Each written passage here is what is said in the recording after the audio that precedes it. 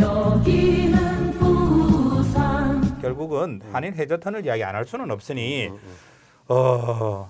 결국은 이게 새로운 프레임이 생겼단 말이지. 친북 프레임과 친일 프레임 이렇게 이야기를 하는데 친북 프레임은 뭐 원자력 원자로 관련해서 북에 뭐 대통령이 이걸 건넸다라는 주장이 계속 나오면서 이게 뭐 일종의 친북 프레임이 형성이 되기 시작하더니 갑자기 김종인 또 비대위원장이 부산에 내려와서 한일 해저터널을 참 이건 누구도 예상을 못했는데 꺼냈단 말이지. 이런 질문 좀 그렇나? 어느 프레임이 이번 선거에 영향을 미칠까? 부산 시민들이 관심 가지고 있는 건 다른 데 있으니까 이런 것 자체를 자꾸 논의하는 것이 난 도움이 별로 안 된다고 생각해요. 그래 굳이 이 이야기를 안 해도 되는데 김종인 그러면 비대위원장은 왜 굳이 부산에 와서 이 논란의 여지가 있는 해저터널을 이야기했을까?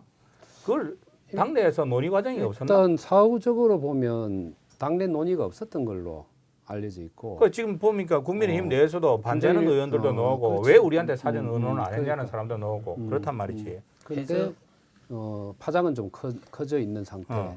근데 오래 가지 않을 또 현안. 나는 그렇게 보지. 근데 해저터널 이 문제는 우리 민주당 중앙당에서 상당히 뜬금없다고 표현하고 있는데 그럴 수밖에 없는 게 2011년에 이명박 정부에서 경제 타당성 조사를 기본적으로 했어. 그래서 이게 100조 정도 드는데 이게 경제적으로 실익이 없다고 판정해서 이명박 정부에서 접었던 거야. 그 검토마다. 근데 이거는 그때는 가덕 신공하고 무관하게 검토했던 거지. 근데 이번에 김종인 대표가 와서 한일 해저는 문제가 진짜 더 많아진 거는 뭐냐면 가덕 신공항하고 일본을 연결하자는 거잖아. 그지? 가덕 신공항과 일본 연결하자는 거야. 자, 그럼 우리 보자고. 가덕 신공항을 우리 부산에서 적극적으로 지지했던 이유가 뭐냐면 부산은 유라시아의 끝이야. 그래서 철도가 이제 북한만 통과하면 유럽까지 중국, 유럽, 러시아 다 통과되는 거잖아.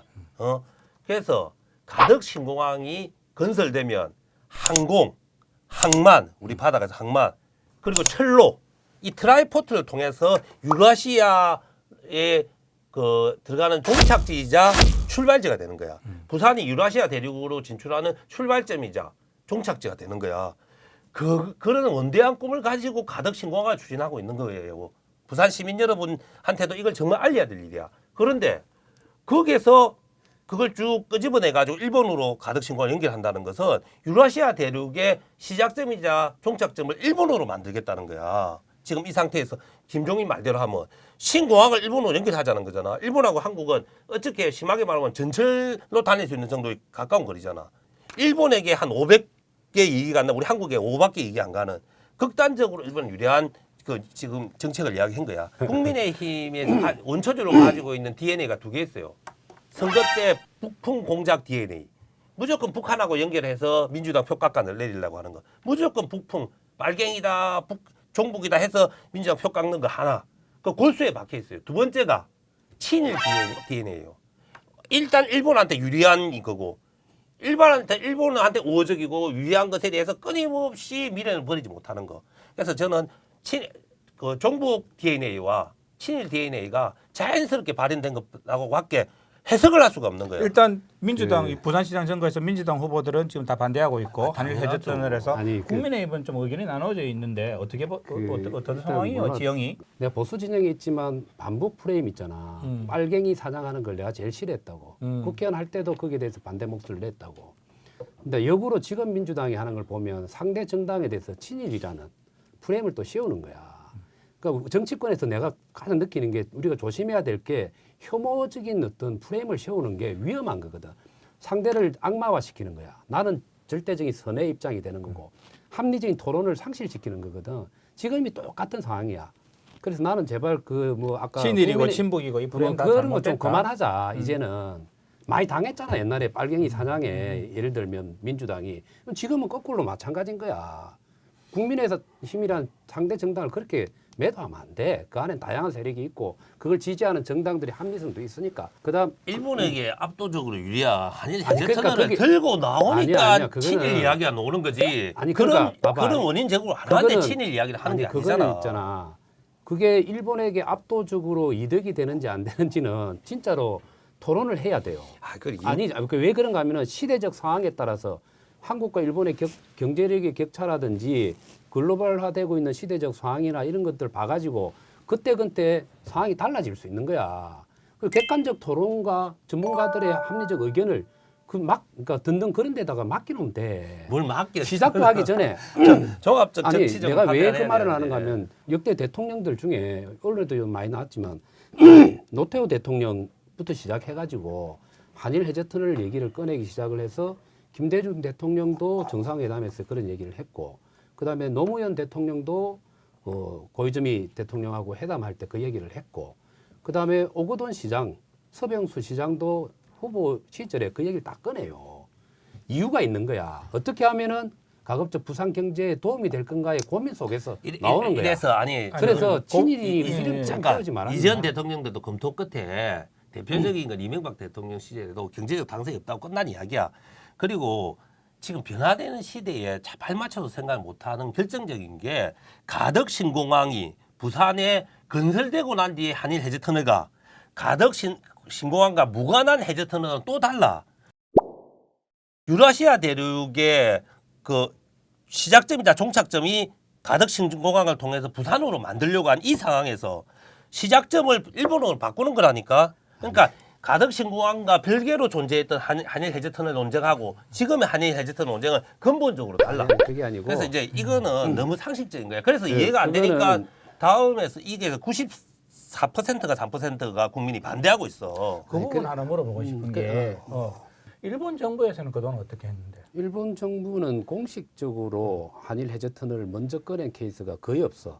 오히려 한국에서 계속 그 얘기가 아예 나왔고 없나? 아예 거의 없는 건 아닌데 어. 모리 수상이 2000년도 아셈 회의를 할 때 그 전 세계 이제 아셈 지역의 국가 원수들이 이제 모여가지고 회의를 할 때 모리 수상이 아셈 터널을 제안을 하거든. 그 아셈 터널이라는 게 뭔가 하면 일본하고 한국의 해저 터널 얘기하는 거야. 그때 했더니 어쨌든 일본의 국가 지도자로서 그 어쨌든 동북아시아 아셈 지역 내에서의 어떤 평화 또 상호 교류, 협력 이런 걸 갖다가 던져야 되니까 그 아젠다로서 한일 해저터널 꺼낸 거를 제외하고는 대부분이 다 한국에서 나왔어. 그러니까 일본에서는 솔직히 별 관심이 일본에서 없어요. 말을 할 수가 없지. 그래 어떤 그래서- 생각이 드냐면 그래서 예를 들어서 그 옛날 일제 식민지 시대에 뭐 대동아 공영권 이렇게 하면서 대륙으로의 진출 이 논리를 가지고 일본 정부가 적극적으로 지금도 그런 한국을 통해 가지고 대륙으로 진출하는 걸로 한다 하는데 그거는 팩트가 아니야.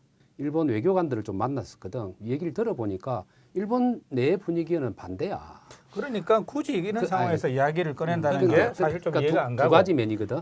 김종인 위원장이 어. 그런 걸 생각을 안 하고 던졌다는 걸 의미하는 거야. 그 다음에 하나는 친일과 반일의 프레임으로 볼 수가 없다는 측면이 있는 거야. 이게 일본에서는 당연히 이야기할 수가 없지. 왜냐하면 이 한일 해저터널이 뚫리면 일본에게 압도적으로 유리한데 자기들이 주장하면 우리 정부가 우리 국민이 더 받지는 않지. 서울 안 가본 사람이 서울을 제일 아는 아니 것처럼 그러면 얘기한 한일 것처럼 해저터널을 놓으면 내가 한국이 더 유리하다는 거야? 아니 또 다른 아니 어떤 유리한 생각이 점도 들었냐면 있고 불리한 점도 있는 잠깐만. 거야. 그걸 종합적으로 보는 전문가들의 토론도 필요하고 시민의 의견을 안 듣는 되겠다. 과정이 필요하다는 의미야. 갈매기 새우깡 좀 주자. 갈매기 새우깡 좀 주자. 갈매기 주디. 가덕 신공항은 최근에 결정됐어요. 추진이 그것도 아직은 국민의힘에서 아직은 반대하고 있지만 그런데 가덕 신공항 이야기가 나오기 전에 한일 해저터널이 내 유불리에 대해서 토론하고 이야기한 적이 많이 있어요.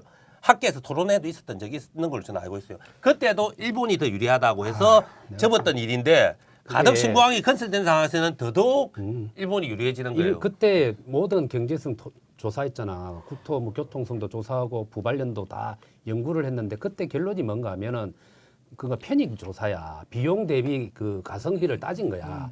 한국과 일본의 경제적 이득이 어디가 큰 거를 따지는 어떤 그 친일이나 반일이나 같은 그런 프레임으로 우리가 더 불리하니까 안 한다고 판단이 아니었다니까. 들어가는 돈에 비해서 창출되는 수익이 적기 때문에 그러니까 다 경제 편익이 된 거야. 떨어지는데 그리 되고 잠깐만. 그러면 일본에 유리해, 한국이 더 아니, 유리해요. 들어봐봐라고. 어떻게 보는데? 그 다음에 그 부발련에서도 이걸 검토를 했거든. 부발련의 검토는 뭔가 하면은 기존에 주장되어 왔던 일환이라는 게 있어요. 그 코스가 있어. 근데 그것보다는 그게 그 제도로 가는 거거든. 근데 가덕도로 제한을 한다고 부발련에서. 근데 그 이유가 뭔가 하면 거기는 이익이 있다고 본 거야. 자, 그럼 부발련이란 집단이 그러면 친일 집단인가? 아니 그래 한일 해저선을 놓으면 일본이 유리해요, 그런 한국이 점은, 유리해요. 그거는 그거 어떻게 보는데? 이게 네가 이런 거 어떨까요? 아빠 좋아, 엄마 좋아, 아빠 좋아, 엄마 좋아. 애를 괴롭히는 거야. 어떻게 일본하고 한국을 놓고 그렇게- 아빠 줘, 엄마 줘 이리 그거 말해. 똑같은 거야. 왜 그런가 하면 그러니까 자꾸 친일 이야기 장점과 듣는 거야. 단점이 있는 거고 네 토목공학과 나왔나? 아니 잠깐만 있어 봐봐. 일본이 유리해, 한국 유리해. 내가 이제 물었는데. 그러니까 그렇게 엄마 단순한- 좋아, 아빠 좋아. 그렇게 단순한 질문이 어디 있냐? 나 말하면 어떡해? 네가 그거하고 똑같은데 빨갱이냐 아니냐하고 똑같은 아니 거야 잠깐만. 지금. 일본이 엄마야, 한국이 엄마야. 아니 그게 아니라니까 아니기 때문에 내가 그 얘기를 내가 하는 거야. 일본이 유리한 거가 한국 유리한 거 뭔데? 그 그거는 질문에 내가 일본 답변을 저 했잖아. 아빠 줘, 엄마 줘 묻는 거하고 똑같으면 어떡해? 자 잠깐만 너 있어 봐봐. 에이구. 내가 답변했잖아. 장점도 있고 단점도 있다고 했잖아. 그거를 니는 토목공학과도 아니고 나도 토목공학 아니고 물류 전문가가 아니잖아. 이건 아주 복합적으로 검토돼야 될 내용이 있으니까 종합적인 검토가 필요하다라고 내가 얘기한 거잖아. 기술적으로 불가능해서 하지 말자고 하는 게 아니잖아. 아니야. 이- 기술적인 지금 것도 봐야 되고 그 기술적인 거는 경제성하고 관련이 가덕시 있다니까. 공항을 하자는 이유는 공항 놓아서 부산 사람들 비행기 탈 때 편리하게 하자는 게 아니에요. 그게- 유라시아 그러니까 대륙의 내가- 시작점이자 종착점, 복합 물류 아니, 부산을 그러니까 만들라고 하는 거야. 그게 그런데 일본하고 연결하면 일본이 돼 그게. 아니 그러니까 네가 전문가냐고. 잠시만요. 뭐가 전문가 아닌데 잠시만. 전문가가 아니라 토목 전문가 불러야 돼. 이거는 경제적, 정치적 종합적으로 판단해야 되는 거야. 갈매기 주디 잠깐만 선거니 들어봐봐. 개인 의견은 가 일본보다 한국에 더 이익이 더 크다는 거야. 아니 그 크기를 내가 전문가가 아니기 때문에 그럼 입장을 내가 안 가지고 있으면서 말라고 이야기해. 내가- 아니 그거 입장을 나는 정치 경제적으로 볼 때 한국이 더 손해라고 생각을 하기 때문에 말을 그러니까 하는 그런데 건데. 내 얘기 그럼 했잖아. 자네는 일본이보다 한국이 더 이익이라고 생각해야지 반론을 말할 수 있는 거다. 아니 그게 아니 그 그런 입장이 없는데 말라고 그 한일 헤이트는 옹호하는 이야기 계속해. 잠깐만. 오케이 있잖아. 같은 이야기 계속 그 반복하고 그래, 있다. 그래. 비판해도 돼. 어. 그러나 네 있잖아 대화의 방법에 있어서 이게 이익이냐 아니냐, 누가 더 좋으냐 안 좋으냐 이 관점은 절대 접근하면 안 된대. 아니지. 내 입장, 우리 한국 정치인들은 대한민국과 부산의 이익을 놓고 생각해야지. 그런 생각 그런 생각 없는 들더라. 사람이 어디 있노? 일본의 이익을 어, 놓고 생각할 수 일본이 일본의 이익을 생각하는 사람이 어디 일본이 있노? 그 한일 해전터널 이야기 안 하는 이유는 당장 지금 북한을 횡단해서 저기 유라시아로 가는 철도가 안 놓인 상황에서 그렇지. 일본이 굳이 이야기를 지금 뭐 할 이유가 없기 때문이 아닌가라는 생각이 그거 아주 들고 좋은 지점이야. 그래서 결국은 지금 김종인 비대위원장이 여기 와서 이야기를 한 거는 시기상 좀 맞지 미스 포인트가 아닌가, 미스매치가 아닌가라는 생각이 들긴 들더라고. 정말 북한을 관통해서 부산에서 물류가 북한을 관통해서 중국과의 러시아를 러시아, 거쳐서 유럽 뻗어나가는 유럽으로 상황이 가서. 오면 일본이 터널 비용 우리가 다 댈게 라고 할 수도 있지 아니, 않느냐. 당연히 그렇게 하지. 어. 내가 한 가지만 그래서 얘기해. 아니 그런 저 생각은 근데 들더라. 자, 국민의힘 도덕성 검증 결과 박형준 후보는 큰 부담을 덜게 됐어. 아니 땡 굴뚝에 난 연기로 일단 당내 검증위에서는 판단이 됐어. 그지? 지금 민주당은 3명의 후보들이 열심히 지금 뭐 당내 경선 과정을 거치고 있고 거기에서 뭐 누가 덕을 봤다 실을 봤다 이런 이야기들이 오가면서 붐업을 작업을 하고 있는 상황인데 부산일보 리얼미터와 같이 했던 우리 지역 여론조사에서는 지금 박형준, 김영춘, 박형준 28, 김영춘 15.3 이렇게 차이가 많이 나는 걸로 지금 났고 또 그 전에 또 여론조사에서는 또 뭐 이렇게 민주당이 앞서는 걸로 나기도 하고 이런 상황인데 자, 이 여론조사에 대한 이제 간단한 우리 저기 총평. 오늘 자료 제공된 거는 박형준 42, 가상 대결에 김영준 28인데 이건 6% 플러스 마이너스 1대1 대결에서 플러스 마이너스 6%거든. 그러니까 박형준 6% 빠지고 김영준 6% 더하면 12% 12%. 된다는데 나는 엄청난 차이라고 생각하지 않고 그리고 중요한 거는 과거의 조사 쭉 놓고 했을 때 이현주가 김영준한테 앞섰던 적도 있어. 근데 요 앞에 김영준은 그렇지. 소폭 상승했고 이현주는 하락했고